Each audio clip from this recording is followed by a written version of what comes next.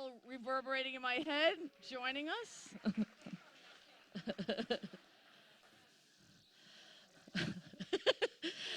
Antoinette Winstead is also joining us. Dr. Sandra Mayo, who we're delighted to have here as our featured scholar. And of course, the one and only Nan Cuba, who's the founder of Gemini Ink and worked very closely with Houston. I'm going to step off the stage in a minute, but I have just a few quick details. Some of you are seeing some of those little survey cards on your chairs. These collect demographics. We need those demographics. They are great for grants, and just we want to know who we're reaching. So please fill them out. We will have a wonderful intern, Jake, at the end of the night kind of going around and collecting those. After this conversation is a full, nice reception. Please stay with us. Continue enjoying the vodka. We'll have even more of a food spread. You'll be able to mingle with our actors and actresses, all back in the lobby. Do you hear me? Yes. So please just stay to enjoy that. I also wanted to make one. I think I'm just going to. Oh, okay. Keep talking. Okay. Okay. After our show tonight, I just did want to make an announcement that there's a next great happening in this beautiful cinema.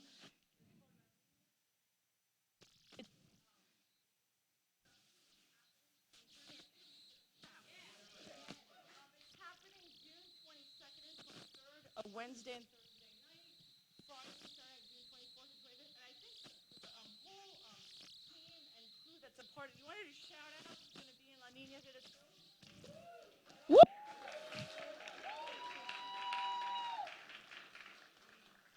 It's a children's play written by J. Cesar Dueñas and directed by Flint Taylor, a wonderful artist and artist. Come back to the Guadalupe and enjoy it. And then also, see this? Rustling my papers. See this? Take one of these flyers before you leave. This is the whole breadth of the Sterling Houston Festival. I don't know if I said it enough before, but it's an amazing collection of arts organizations. All of us are this festival this month. Next up is Theater Now through the Classic Theater. That's this weekend, a 24-hour play cycle. Don't miss it, everyone. Then Jumpstart's going to be doing an amazing production of Le Good Fond. Just come to all of them. They're all amazing. And we will have an opportunity for a little audience Q&A or a big audience Q&A after the panel. We'll pass this mic if you want to ask our panelists any questions. Thank you.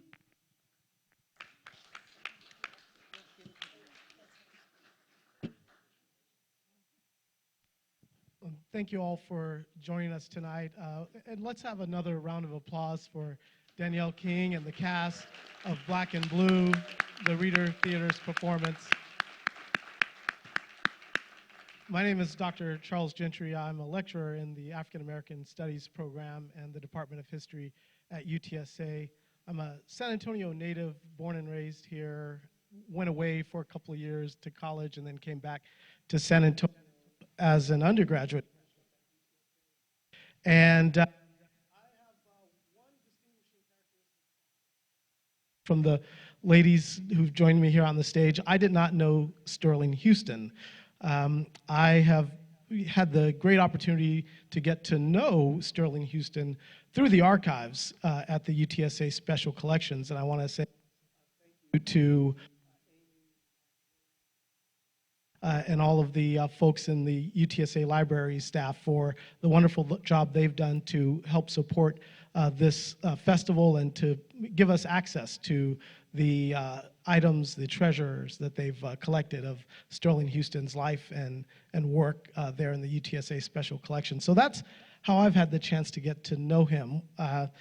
In the 1990s, when I was a student at UTSA, I was more interested in music and movies, and so that's what brought me here to this theater, was the Cine Festival many years ago as a volunteer and attendee.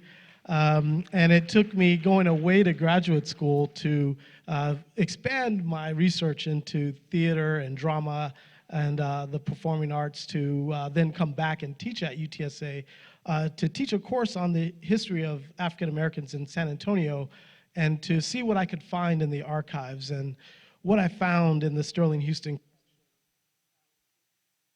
it blew me away, and to this day I continue to find new treasures, new discoveries that illuminate African American history in San Antonio. And I think that tonight you all got to see an excellent example of Sterling Houston's ability to encapsulate,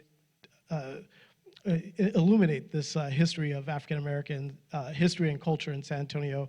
And it was brought to life wonderfully by the cast and crew here. So thank you once again for that. So to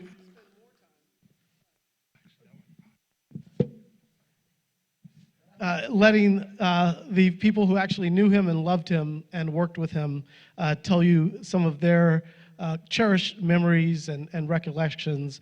And we have here on stage with me Nan Cuba, who, as Alexandra mentioned, is one of the executive director emeritus Gemini Ink here in San Antonio. She currently teaches at Incarnate Word High School in San Antonio here, and she's the author of Body and Bread, winner of the Penn Southwest Award in Fiction and the Texas Institute of Letters Stephen Turner Award. She's featured in the Netflix documentary, The Confession Killer, and we're very happy to have her here on stage, and we're going to ask her to say more about her relationship with working with Sterling Houston on Black and Blue for Gemini Ink. We're also very fortunate to have Dr. Sandra Mayo with us, and Dr. Mayo is University in San. She served as the director of the Center for Multicultural and Gender Studies and director of graduate studies for the Department of Theater and Dance. She was also based here in San Antonio as an associate professor of theater at Incarnate Word University and director of theater and fine arts and the dean of arts and sciences at St. Philip's College. She's published many works, most notably two of the books that you can see out here in the foyer about Sterling Houston. She edited a collection, Myth, Magic, and Farce, the multicultural plays of Sterling Houston, and also the High Yellow Rose and other Texas plays by Sterling Houston. So be sure if you haven't had a chance to already, take a look at those and get your own copies of those books. We have Antoinette Winstead, who is a professor at Our Lady of the Lake University and the director of the Mass Communication and Drama programs. She's also an author, poet, and playwright whose short stories have been published in various anthologies, including Black is the Color of Love. And she helped us kick off this wonderful by directing the performance of Black Lily, White Lily at the Little Carver this past weekend, which was another. Thank you for your contributions to this festival as well. And last but not least, you've already had an opportunity to get to know the talented Danielle King, who is the co-founder of the Divas of Eastwood and has over 25 years of experience as a professional actor and singer. She performed in Sterling Houston's premieres of Cameo Land, Living Graves, and Black and Blue, what you just witnessed. In this July, she will direct the musical Once on This Island at the Public Theater. And one final note about Danielle's connection to this festival that brings us all here together. Little Carver Theater back in 2018 to have a memorial service for Mr. William Lewis. And we decided that we needed to do something to carry forward the vision that Bill Lewis had for Black theater and culture here in San Antonio. And Danny and Cassandra Wicki at the Carver had already discussed this before I even came into the picture, but I said, you know, what if we bring back some of Sterling Houston's plays? I never got to see them. We should revive those. And they both said, yes, we should do that. We should have a festival. And it started then, and we had this great collaboration of many different partner organizations to make this all happen. So thank you once again to the folks here at the Guadalupe Cultural Arts Center, Jumpstart Performance Theater, the Carver, Gemini Ink, and Urban 15, and everyone else who's had a hand in this. I'm going to now, and we'll begin by just asking each of the panelists to spend about 5 or so just on your connection to Sterling Houston, a memory of working with him, and what you think you can share with the audience to bring to life some of his work and your memories of him. We'll begin at the end with.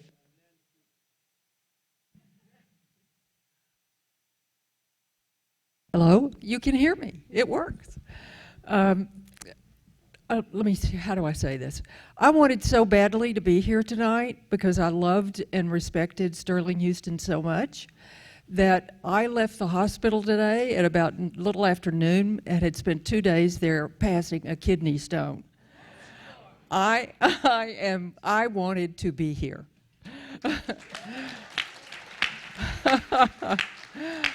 I'm very, very, very honored to be a part of this program because those of you who knew Sterling will understand why I'm saying this. He was a remarkable person. I think what I keep hearing myself say over and over again to people is that he didn't waste a second.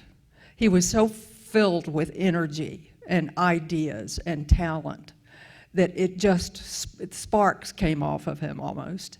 It was a joy to be around him and an inspiration. I wanted to tell you that there is a history of the Dramatic Readers Theater. And Gemini Ink actually started as a series of Dramatic Readers Theater productions.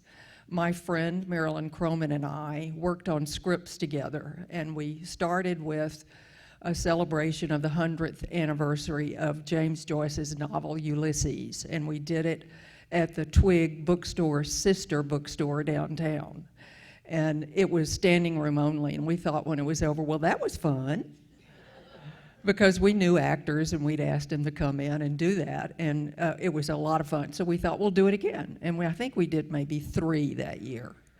The next year we did more, and we began to build an audience, and what we discovered was actually, I'll tell you this. What we wanted to do was to get people seated in an auditorium or at a cafe or at a university or wherever we went, and we went everywhere, and have them sit and be entertained by great literature. We knew they sat and watched movies. We knew they'd go to the theater. We knew they'd go to hear the symphony or some music group. But would they go to hear literature? We wanted to bring them. And that's why we started doing it. And after the first 2 years, Marilyn, for health reasons, wasn't there anymore, and I took it over. And I started scripting 5 of these a year. And from the very beginning in 1992, Sterling was part of the core actors group who performed in these. And eventually, we started in the beginning having always a scholar to talk about the work that we were highlighting. We did African American literature, we did literature about AIDS, we did Jewish American literature, we did a Valentine's program that Antoinette has reminded me she acted in. She did a scene from Their Eyes Were Watching God for a Valentine's show. Eventually, what I realized was we didn't need to have a very clear, linear kind of structure. It was like the collage that you saw tonight. And I believed that you could put these pieces together in a way that you could almost feel the structure of an actual play with a beginning, a middle, and an end.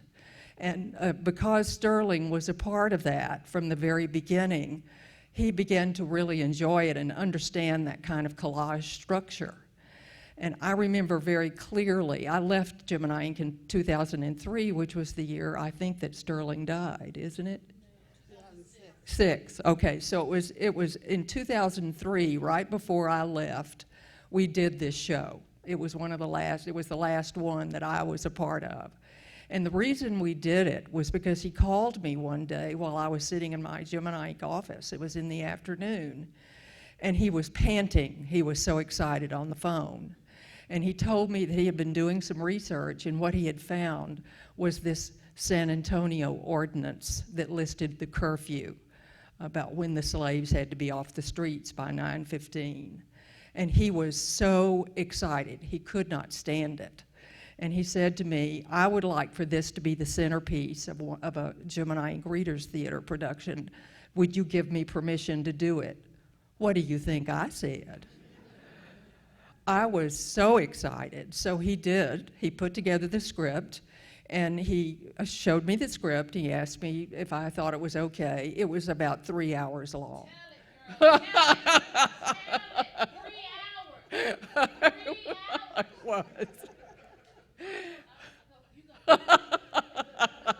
Well, you have me to thank, because I showed him how to cut it.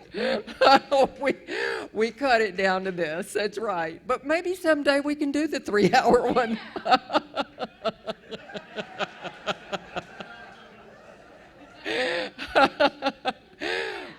But we cut it, and I think it's beautiful. And I can't tell you how much I loved seeing it tonight. I will say this. You have performed it slightly differently than we did the first one. There's a lot more of the music, and I know his spirit is here, and he's loved that change. I really do. It's wonderful. I'll just say this final thing, he was a board member. He was a board member for years, and his contribution to Gemini Ink was amazing.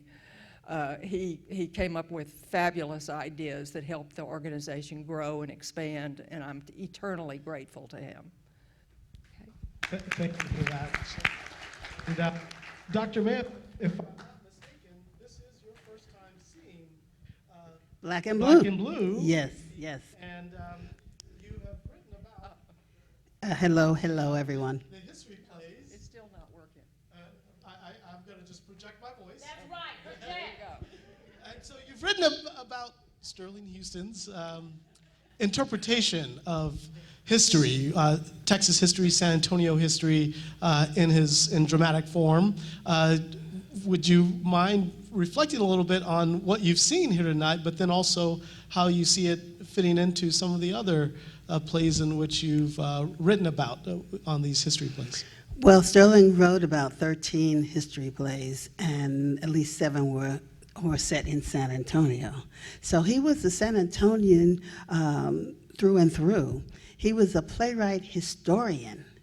And so he did so much research. When he was excited about something, he really did rehearse it a great deal. Now, Black and Blue, that's the first time I saw it, but I did read it before coming. And it's a historical pageant, really. It's a pageant. And a pageant is a collage of images and words to actually create a mood, a feeling. And so it's a display that's expansive. And he said 400 years of history, but he only covered the first 200, really. Okay? So, I mean, if you're going to do 400, you got to come way up to 20, you know, what? But it would have been 3 hours. So the first thing when I read Black and Blue, I said, oh my goodness, is it over? There's some more to the struggle. But what I liked about it was that he talked about the resistance to slavery. He emphasized the resistance to oppression. He emphasized the resistance to dehumanization.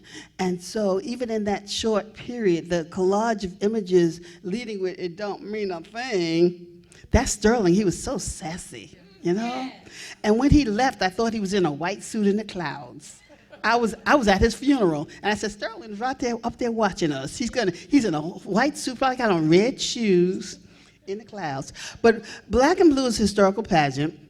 It's not really structured in any tight way, and he jumps back and forth over time, which kind of surprised me because he's doing slavery in the 1800s, and he jumps to 1915, I think it would, if we must die, let it not be like hogs hunted. Then he jumps to Martin Luther King, but all of it seemed to have a thread that goes through about resistance that we didn't just kowtow, we didn't give in, we were continuing to struggle. And I remember I was sitting in a class and a student said to me, well, he said to the class, that blacks didn't do very much to end slavery.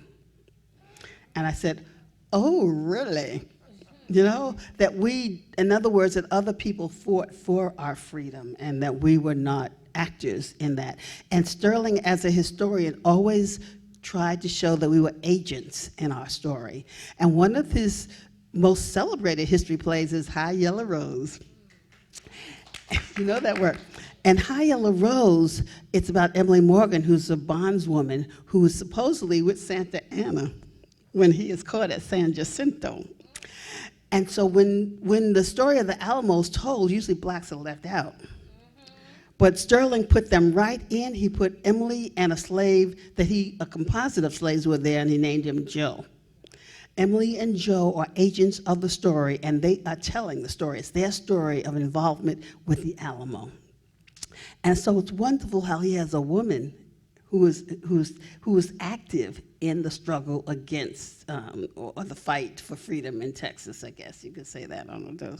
But High Yellow Rose was a wonderful historical piece. And what's interesting about what he did with High Yellow Rose, which is different from what he did with Black and Blue, is that one writer said he barbecued sacred cows. You remember that review? He has all the figures in High Yellow Rose are men. Male dominated, played by women. The women just take the stage and they're Santa Anna and they're Sam Houston, and they really do caricature them quite well. And so what Sterling does is he makes us think about that battle, the Alamo and San Jacinto and Sam Houston, all of them, in a way that deals with the social issues, but we're just laughing through the whole thing. It's quite ridiculous. And he gets that from his work with the Ridiculous Theater in New York. But to say about Black and Blue, it's not, in terms of a literary piece, it's not his strongest, okay, in terms of text and his ability to write plays.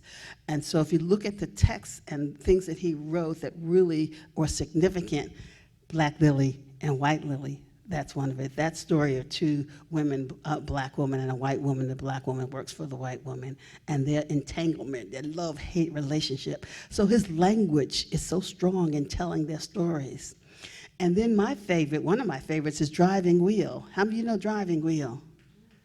And a lot of people don't know Driving Wheel, but some of his strongest language is in Driving Wheel. Driving Wheel is his autobiographical piece. It's about his relationship with his father. And he uses a car as a symbol. When he was getting ready to do the play, he said, somebody find me a car. And he had a big car on stage. And his father had passed, and Sterling ran away from home. When he came back, he was trying to reconcile his relationship with his father. And I'm gonna end, because I could talk a long time about the history. But in Driving Wheel, I call it historical. It's one of the historical plays that I document in the book, because it's his story.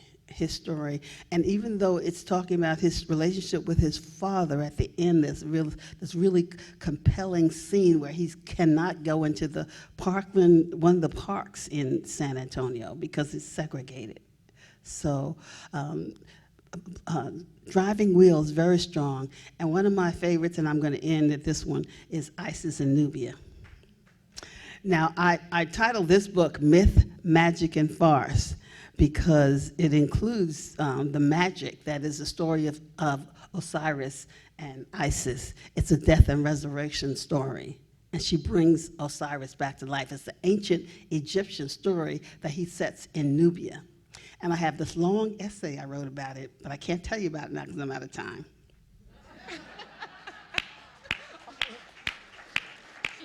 Well, this is why we're going to do this festival on an annual basis, so we can get more of these stories and see more of the plays as well.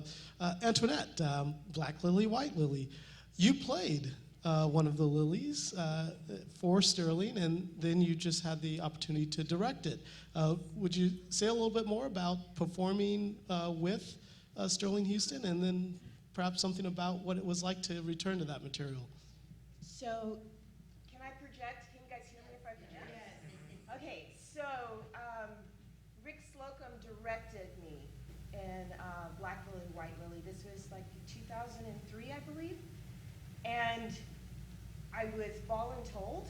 So that's how I got to be a part of it. But Sterling Houston's name was out there, it was in the atmosphere, and he was this kind of San Antonio legend that was walking around, and I had seen shadows of him passing through. And then I'm sitting at the table read, and he comes. And so as a playwright, you don't always get the opportunity to work with the director and the actors. And I learned so much from him as a playwright, him being the playwright in the room. And the respect he gave to Rick Slocum and to Pam and I, and let us feel our way through the work and just listen to what we were doing. And then after, he talked to Rick and said I had it all wrong. But he didn't tell me that. And as a playwright, I'm like, you got that wrong. You know, I'm going to be out telling you what you got wrong. And he taught me just in that little moment that, you know, you have respect for that moment as a playwright and how you come into the room. And so I had it wrong. I was playing her wrong. And so I changed that, and he came back to the reading, and he told Rick that he must have taken me out and beaten me. I know. So anyway, I got it right. Okay. So I love Black Lily, White Lily. The reason why I picked it to direct it for the festival is because it has so much truth in it. And I also love dysfunction. It's one of the things I gravitate towards as a director and as a writer is those dysfunctional relationships that people have. And the fact that his work transcends the period that it was made in. So when I think of Lily Winslow, I think of her as like one of the original Karens. And the fact that she has no idea what she's saying, she thinks that she is liberal-minded, and that she's on the right side of the tracks, and that her mother had it all wrong, that her mother was the racist. And she has no idea that everything that she's doing, from renaming Lily, because there are two Lilies, she renames her Lily May, gives her a new name, like a slave name. And she doesn't see anything wrong with it. She just thought that was the way to stop confusion between two Lilies being in the household. And the fact that she holds back $5,000 that belonged to Lily and given to her in her husband's will, she holds on to that because when she's a good girl, she'll give it to her. And then she forgets about it. And it's just this really wonderful world that he creates in 30 minutes that shows our society and how many people think that they're on the right side, but they're actually doing everything wrong. And that you get this perspective from two different women. So Black Lily is telling you how she's seen it, and White Lily is telling you how she's seen it as well. And I think that's the beauty of his work. He does it in a way that opens up worlds to you, and also he does it in a way that's humorous and inviting, and doesn't put anybody, I don't think it puts anybody really on edge. Like you have to defend which side you're on or how you feel, like we just saw tonight. He's opening up history to you and letting you be a part of that world. And that's what I love about his work. I love that when it first came out, I read a lot of reviews and they weren't very favorable, but I think it's because he was ahead of his time. And so now I think we're able to appreciate it more just because we're more open to different ideas. And so that's what I find amazing about his work, and that's why I feel like I was blessed to be a part of this program and to be able to direct Black Lily, White Lily, something that I really loved. So I'll turn it over to Danny now. Thank you, thank you, thank you. And Danielle, if there's anything that you feel that we need to know about returning to this material, and, you know, bringing it all out as you did. You didn't leave anything on the stage. 3 hours. You don't understand. You wasn't there. You didn't have to carry a binder this thick for 3 hours worth of material. Now, I'm extraordinarily honored to be here and to sit on this panel and shut the front door, Nan, way over there, and then Lady Sandra, and then her, she directed me. She directed me in Blues for an Alabama Sky. Shut up. And she's fantastic. And he's good too. He's good too. But let me tell you about 3 hours. When Black and Blue was first, when I was thrilled when Sterling called and said, hey, and he had my telephone number, just so you know. Sterling Houston had my telephone number in his phone.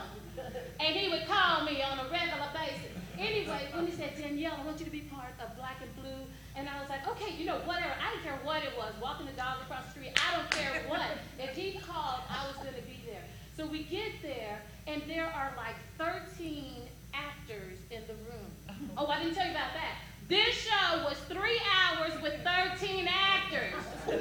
What you're seeing is the scaled-down version, which is marvelous. And the 3-hour version was good, too. Except it was 3 hours. We had 2 intermissions. Y'all don't understand. It was way more information. So she said, we only got to 200 years. Yeah, because we only did 1 hour. Right now. We only did 1 hour. Black and Blue is 3 hours long. If you want to see that production, you're going to have to find somebody else. But when we went, when we first did Black and Blue. Why did he do it? Yes. Why'd you let him do that? I told him not to do that. When we did that first production, it was at the Whitty or the McLean Museum. I think it was at the wedding. It was at the Whitty, yeah. We went and how many people? 13. 3 hours. We was in that museum longer than the people that worked there. It was but there was so much information. There was stuff I had never heard of, and we just kept the actors. We just keep flipping pages and we keep going because it was so much material, and it was so good. We honestly didn't care that it was 3 hours at that time. But right after we did it, we were so happy. We were so excited.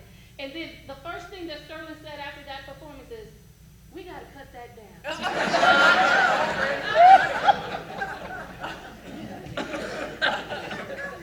3 hours. So I was excited to be in that piece. I was excited to be in the other 2 productions. I was wonderfully blessed to be in Cameo Land and SkudR Jones, wherever he is. SkudR Jones was also in Living Graves with me that premiered at the Little Carver Theater in San Antonio, Texas. It was actually the very first theater performance that was done in the Little Carver because we broke ground on it. It was the very first production done when it opened. Amen and amen. So that was amazing. I remember when Sterling called me and said, hey, I want you to be in this piece called Cameo Land. Now, just like she just educated me and told me that he wrote a play about his father that I have never heard about. Cameo Land was a tribute and honor to his mother and him growing up. And he said, I want you to play the role of my mother. And I said, Mr. Sterling, I don't know nothing about raising no babies. He goes, I want you to play my mother. And I said, well, tell me about your mother. Who was she? How was she? Blah, blah, blah. And it was a musical. Oh, did I mention it was an original musical? Shut the front door. So one of the songs in the musical that I got to sing was because The Two of Us. And it was a song with that the mother was singing about her son. He was a dream of a son, not a moment's notice. Everyone would look at him and say, what a sweet little boy. What a sweet looking boy. I still remember those lyrics. I don't remember my birthday, but I remember the lyrics to that song. But it was so amazing. It was the most beautiful song. By the time I got done singing it, I was crying. Oh, the two of us! Nobody understands my child. And it was beautiful. I said, oh my gosh, Sterling, this is amazing. This whole show, the whole story about Cameo Land, and I'm sorry, not only does it talk about his mom, but it talks talks about the East Side, and it talks about how that land on Commerce Street was stolen from the African Americans at that time. We'll talk about that later, sure enough. But it was a beautiful piece, and I was honored to do it. And I said, Sterling, whatever you want me to do, whenever you need me, please call me. I would love to play a part and just be a part. And that's the type of magic that Sterling wove. And that's as an actor, you didn't care what, you didn't care. You just went out and did a 3-hour show because it was such great work. So now that tells me we need to do a part 2 to Black and Blue. We need to do Black and Blue part 2. Because the other 2 hours that we cut out, there's still good material in there. We just gotta break it up for people so they can handle it. 3 hours.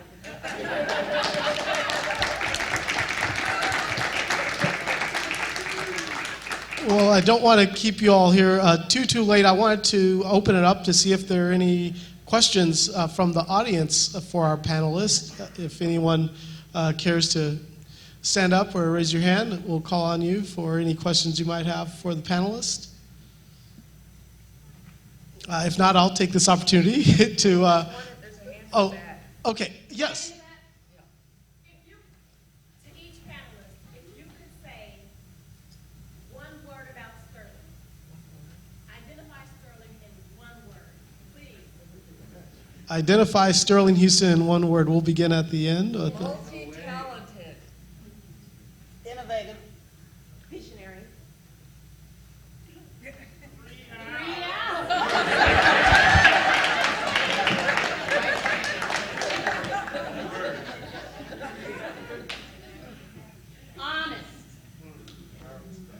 May I add something? Please. I want to make sure that you know that actually Sterling was very significant in my academic life. I met Sterling right after he moved to San Antonio. I saw him first as a performer. He was in Little Shop of Horrors at 24th Street Experiment. He played Audrey II. That's the only time I saw him on the stage. He has a beautiful voice, a strong voice. But then I saw his Aurelia, I saw Living Graves, I saw Isis and Nubia, I saw High Yellow Rose. I was just so blown away with his work that I decided that I had to share my knowledge of him with everyone. And I was on the board for a National Theater Association, the Association for Theater and Higher Education. Can you hear me or do I need this microphone?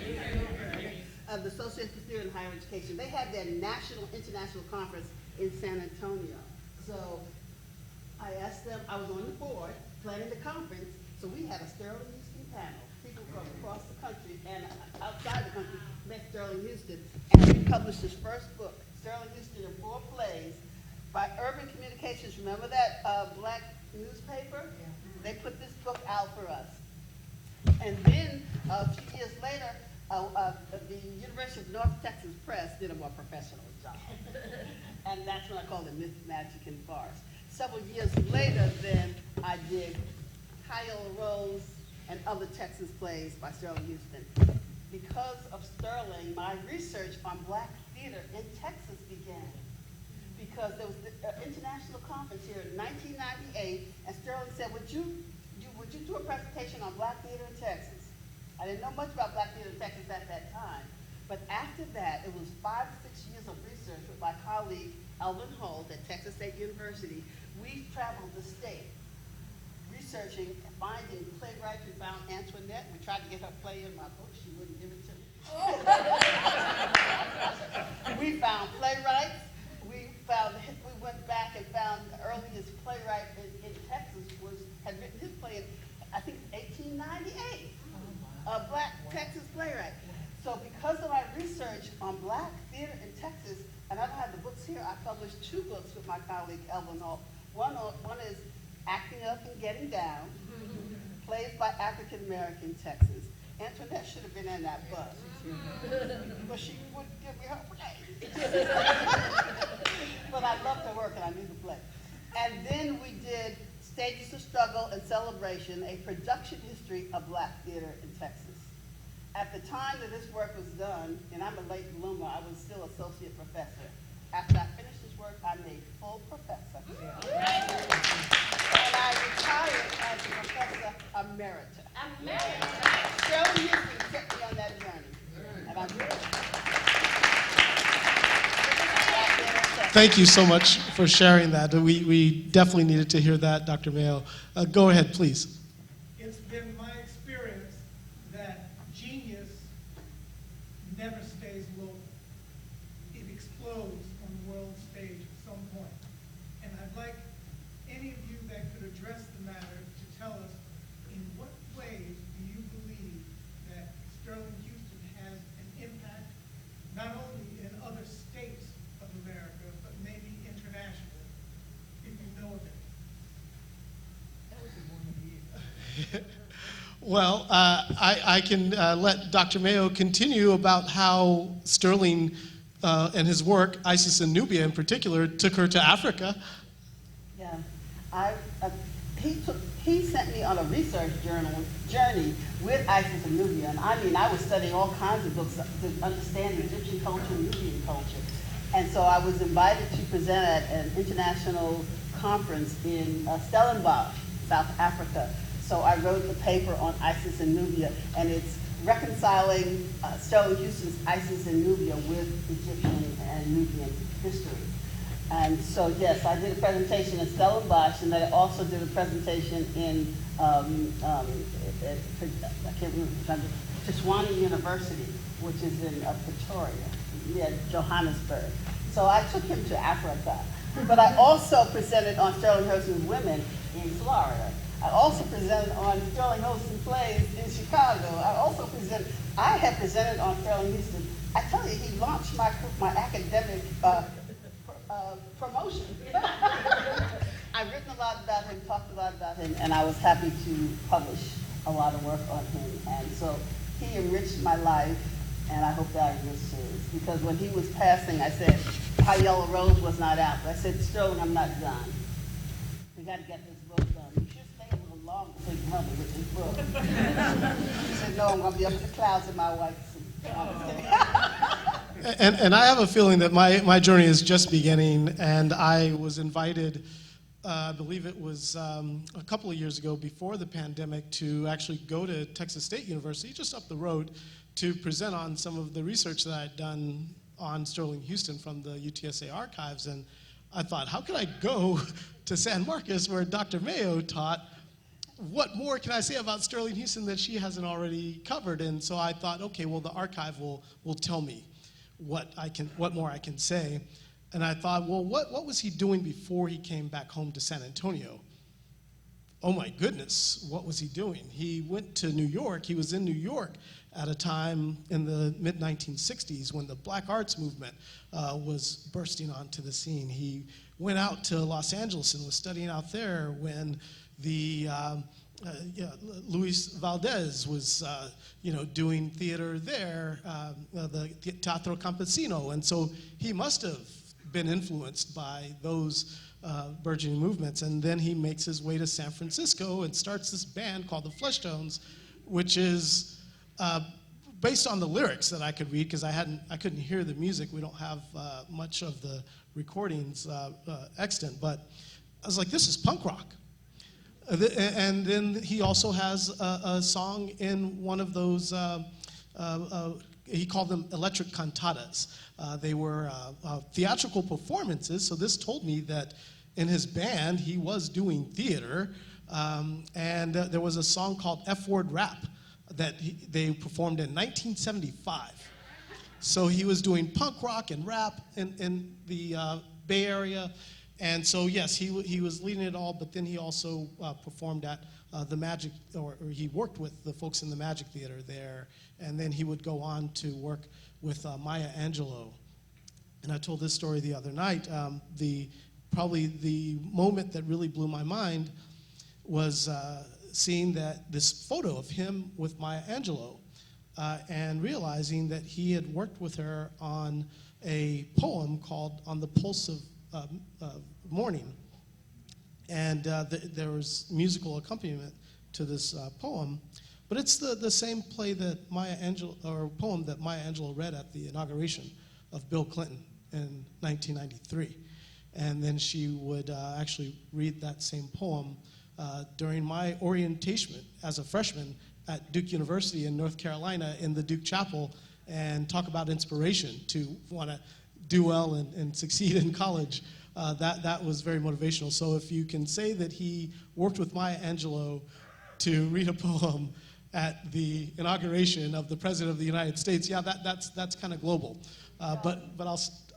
Maya came to San Antonio. That's right. He did a benefit for Jumpstart, and Maya came to San Antonio. You remember this, Sarah Antoinette Willis, because you hosted her, remember?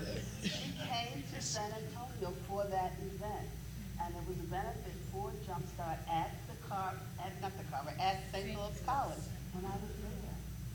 So, I mean, she respected him so that she came here to promote his production of On the Pulse, The Morning, which was beautifully done. And she is the one who encouraged him to write the play about the relationship with his father. It's really when he came out, as a gay man in that piece, and she encouraged him to write it. So Maya, very important part of his life. You can see his reach and the reach of others on his life. And there's that genius just blossoming. We have another question here. I would first like to thank Dr. Mayo for your scholarship on Sterling, past, present scholarship, Dr. Gentry. Looking to the future, also thank you for your question because it connects to mine. How can we, between these festivals, contribute to, participate in, document Sterling's legacy? Because these anecdotes are beautiful. And I'm honored to be a thread, just a tiny thread, in Sterling's legacy. My very first professional theater experience was Paulette in Le Griffon. And so just to be able to say that gives me chills and goosebumps. And I would like to share my stories. I'm an intuitive archivist and scholar myself. So how do we get these beautiful stories? Stick around. We're going to talk about that during the reception. And I believe Jimmy had his hand up. I was going to ask if you would speak a little bit to Sterling's impact as a gay black playwright, not only in San Antonio, but also just kind of throughout the U.S. Is that me? Well, I don't know. I know that his time on the coast as an acting musician, both coasts, the East Coast and the West Coast, were, I guess, coming out experiences, giving him confidence. But he came home to San Antonio to die. And 30 plays later, he was still living. He came home to die. But he really didn't talk a lot about his sexuality in his plays. Driving Wheel is, as I mentioned, his father-son relationship. His father rejected him because of his sexuality. And when he comes back home, father and son reconcile, and he forgives his father for it. And then in Isis and Nubia, there's a very interesting thing with Horus. I don't know if you know, Osiris is and Seth is the evil brother who actually chops him up, and his wife has to put him. Isis has to put him back together. There is a homosexual, I guess not. Yes, Horus, Seth actually seduces. Seth seduces Horus. Yeah. And I don't know, when I talked a lot about that in Africa, they didn't want to hear it. They didn't want to produce it because of that. Can we leave that out? No. Sterling wrote it in there. He wanted, and he seldom writes that. But then he did Woman Dingo. Woman Dingo, yeah. And that won an award in Chicago, so I think it was very influential. And the Woman Dingo, he was a cross-dresser. So that was an award-winning play. It wasn't done a lot here, but it influenced a Chicago audience. And I give credit once again to the archivists at the UTSA Special Collections for including a number of pieces from Sterling's collection an exhibition that was on display at the McNay a couple of years ago entitled Transcendence. And so they included pieces from Woman Dingo and also from High Yellow Rose because it was a cross-dressing trans play. And I could just, go on about his experience with the flesh tones being a very much a coming out experience, being in the Bay Area, San Francisco in the early 70s, doing this very punk avant-garde new wave productions, where if you look at the photos that we have some of them there, they look like the Village People before there were the Village People. It's really something to see. And but to me, it's great just to read his own writings and reflections about what he was trying to achieve, what he wanted to do. He didn't want to be categorized in terms of musical style, and he said that that is something for the critics to figure out. But he knew that he was doing something that was cutting edge and ahead of its time. And I'll wrap it up by saying this. Some of you have spoken about the ways in which Sterling Houston influenced you directly. We lost someone who we really wanted to be a part of this experience. St. Shimmy is not with us, and I just wanted to say some thoughts and prayers for her memory. We regret that she could not be here to be a part of this, but she was someone else that was close with Sterling and whom we really wanted to be a part of this experience as well.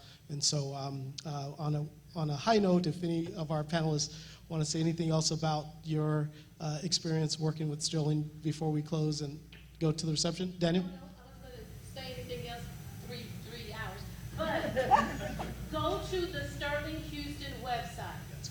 Go to the Sterling, and I should tell you what it is, but I forgot. SterlingHoustonFestival.com. Well, thank you, Andrew. SterlingHoustonFestival.com. Join our mailing list. Because she made a wonderful statement. How can we capture these stories? Because there are so many others that we don't know, that we need to know, that we need to archive, that we need to put in the stories, and we need to put in another 2-hour play or something like that. So please go to the Sterling Houston Festival website, join, attend the other festival productions, give your feedback, let us know that you are there and that you want to be included, that you want to be involved, so we can reach out to you. Cool beans? Couldn't say it any better. Let's carry it forward. Thank you all for being here. And thank you once again to all of our panelists.